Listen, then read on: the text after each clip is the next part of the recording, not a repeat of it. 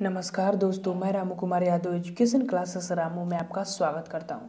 दोस्तों, अब मैं फिर से जो हिंदी साहित्य का प्रैक्टिस सेट चल रहा था उसका मैं 40 प्रश्न पिछले वीडियो तक करा चुका था। अब हम 41वें प्रश्न से स्टार्ट कर रहे हैं और इस 41 प्रश्न से 60 प्रश्न तक हम इस वीडियो में करेंगे। उसके बाद 20-20 प्रश्न हम कर रहे हैं, तो 5 से 7 मिनट का वीडियो बनना है। तो आप इस वीडियो को जरूर देखें, लाइक करें, शेयर करें, सब्सक्राइब करें। तो चलिए दोस्त, हम सीधे प्रश्न 41 पर बात करते हैं। प्रश्न 41 कह रहा है कि अर्धनारीश्वर निबंध संग्रह के रचनाकार का नाम बताइए। तो अर्धनारीश्वर जो निबंध है उसके रचनाकार हैं, ऑप्शन नंबर बी सही हो जाएगा, रामधारी सिंह दिनकर। ठीक, प्रश्न नंबर 42वां देखते हैं। नाटक और नाटककार की दृष्टि से एक युग्म अशुद्ध है, यानी कि एक गलत है और 3 सही है। तो इसमें से जो अशुद्ध है उसको हमको चाटना है। तो जो अशुद्ध है इसमें, तो ऑप्शन नंबर डी इसका गलत है। आषाढ़ का एक दिन सुरेंद्र वर्मा का नहीं है, तो ये गलत हुआ। बाकी जो 3 है, चारू मित्रा, राम कुमार वर्मा का, एक घूट जयशंकर प्रसाद का, टूटते परिवेश जो है विष्णु प्रभाकर का रचना ये सत्य है। ऑप्शन नंबर डी सही हो जाएगा 42 का। अब चलते हैं प्रश्न नंबर 43वें पर। प्रश्न नंबर 43वां क्या कह रहा है कि ब्रज भाषा का विकास किस अपभ्रंश से हुआ है। तो ब्रज भाषा का जो विकास है वह हुआ है सौर सेनी से। ऑप्शन नंबर पहला सही हो जाएगा। अब 44वां प्रश्न कह रहा है कि ब्रज बोली का संबंध है। ब्रज बोली का संबंध किससे है? तो ब्रज बोली का संबंध है बंगाल से। ठीक, ऑप्शन नंबर ए सही हो जाएगा 44 का। यह एक बोली है, ब्रज बोली एक बोली है, तो बंगाल के क्षेत्र में भी बोली जाती है। ठीक, 44 का ए सही हो जाएगा। अब चलते हैं हम अगले प्रश्न 45वां पर।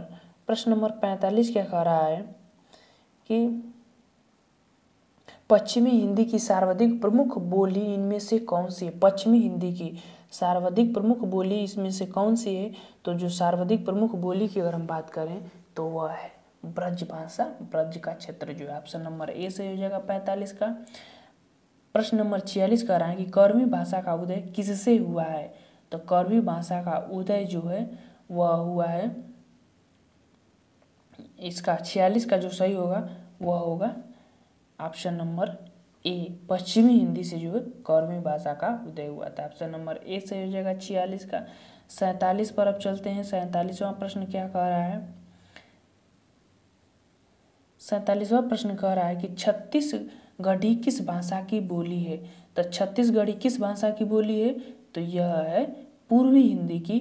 छत्तीसगढ़ पूर्व में भी पड़ता है, पूर्व में, तो पूर्वी भाषा का यह बोली है, पूर्वी भाषा के अंतर्गत आती है छत्तीसगढ़ी। ठीक, तो ऑप्शन नंबर डी से हो जाएगा 47वां का। 48 का है, किस क्षेत्र की बोली को काशिका कहा गया है। काशिका कहा गया है, किस क्षेत्र की बोली को काशिका कहा गया है? तो 48 प्रश्न यह है और 48वां प्रश्न का जो सही होगा वह होगा वाराणसी क्षेत्र की बोली को काशिका कहा गया है। ठीक, अब चलते हैं 49वें प्रश्न पर। 49वां प्रश्न कह रहा है कि अंगिका किस राज्य की बोली है। अंगिका किस राज्य की बोली है? तो जो अंगिका है वह बिहार राज्य की बोली है। ऑप्शन नंबर डी सही हो जाएगा 49 का। 50वें प्रश्न पर चलते हैं। 50वां प्रश्न क्या कह रहा है? 50वां प्रश्न कह रहा है कि 14 सितंबर 1949 को भारतीय संविधान सभा में हिंदी को भारत संघ की कौन सी भाषा का दर्जा दिया गया था। जो भारत की हिंदी को किस भाषा का दर्जा दिया गया था?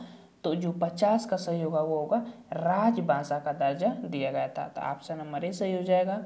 51वां प्रश्न कह रहा है कि भारत में हिंदी को संविधान की किस धारा के अंतर्गत राजभाषा घोषित किया गया है। ठीक, देखिए यहाँ पर राजभाषा लिखा हुआ है, ये देख लीजिए, तो वहीं ऊपर वह पूछा था। ठीक, तो 51 का जो सही हो जाएगा वह होगा ऑप्शन नंबर ए, 43 धारा 1 में ये बात कही गई है। ठीक, ऑप्शन, अब चलते हैं प्रश्न नंबर 52। प्रश्न नंबर 52 क्या कह रहा है कि देवनागरी लिपि का सर्वप्रथम प्रयोग किस राज्य में हुआ माना जाता है। तो देवनागरी लिपि का जो सर्वप्रथम प्रयोग है वह हुआ है गुजरात राज्य में। ऑप्शन नंबर 4 सही हो जाएगा। ठीक, 53 प्रश्न कराएंगे। राम ध्यान मंजरी के रचयिता हैं। राम ध्यान मंजरी के रचयिता कौन है? तो राम ध्यान मंजरी के रचयिता हैं स्वामी अग्रदास। ऑप्शन नंबर सी सही हो जाएगा। 53 का सी वाला विकल्प सही हो जाएगा। ठीक, स्वामी अग्रदास हैं। अब चलते हैं प्रश्न नंबर 54 पर। और प्रश्न नंबर 54 क्या कह रहा है कि प्रश्न नंबर 54 कह रहा है कि निम्नलिखित में से कौन सा खंड काव्य राम नरेश त्रिपाठी का नहीं है? तो इसमें से कौन सा खंड काव्य राम नरेश त्रिपाठी का नहीं है?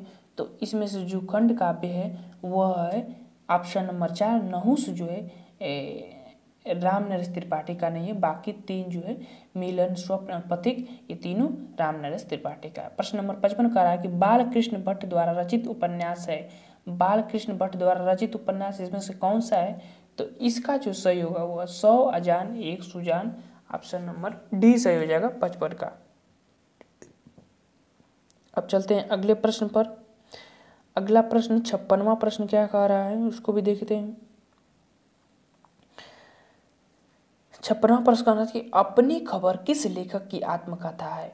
तो अपनी खबर जो है यह है पांडे बेचन शर्मा उग्र। ऑप्शन नंबर ए सही हो जाएगा 56 का। अब चलते हैं 57वां प्रश्न। दिए गए विकल्पों में से कौन सा अतुल का समानार्थी शब्द नहीं है? तो अतुल का समानार्थी शब्द इसमें से कौन सा नहीं है? तो वह है अनल जो है अतुल का समानार्थी शब्द नहीं है। तो ऑप्शन नंबर इसका बी सही हो जाएगा 57 का। अब चलते हैं प्रश्न नंबर 58 प्रश्न कह रहा है कि निम्न में से कौन सा अनेकार्थक है? इनमें से कौन सा शब्द जो है अनेकार्थक है? तो 58 का जो विकल्प सही होगा वो होगा अंबर अनेकार्थक शब्द है। ठीक, ऑप्शन नंबर सी सही हो जाएगा। 58 का 59 कह रहा है कि कुलन में, कलिन में, कछारन में, कुंजन में, कयारिन में, कलियन, किलकत है। इस पंक्ति में कौन सा अलंकार है? तो इस पंक्ति को पढ़ने के बाद एकदम साफ नजर आ रहा है कि यह अनुप्रास अलंकार है। क वर्ण की बार बार पुनरावृत्ति हो रही है तो यह अनुप्रास अलंकार के अंतर्गत आ जाएगा। तो ऑप्शन नंबर ए 59 का सही हो जाएगा। और अब चलते हैं 60वां प्रश्न और इस वीडियो का लास्ट प्रश्न है। ठीक, मुदित मनोहर मानस देखा, इस पंक्ति में कौन सा अलंकार है? तो इस पंक्ति में अगर हम बात करें अलंकार की तो वह अलंकार है अनुप्रास अलंकार, क्योंकि म की जो है बार बार पुनरावृत्ति हो रही है इसमें देख लीजिए, तो इसीलिए अनुप्रास अलंकार होगा। तो ये थे हमारे 20 प्रश्न। ये पार्ट तीसरा था। तीसरा का तीसरा पार्ट हमने लेकर आया था और इसमें हमने 60 प्रश्न तक कर लिए हैं और बाकी 40 प्रश्न और बचे हैं, तो उसको 2 पार्ट में आगे चलकर हम कर लेंगे। उसके बाद हमारा ये तीसरा जो प्रैक्टिस सेट 100 प्रश्न का चल रहा था वो तीसरा का भी खत्म हो जाएगा। तो चलिए दोस्त, अगर वीडियो पसंद आए तो चैनल को लाइक शेयर सब्सक्राइब आप जरूर करें। Thank you for watching this video.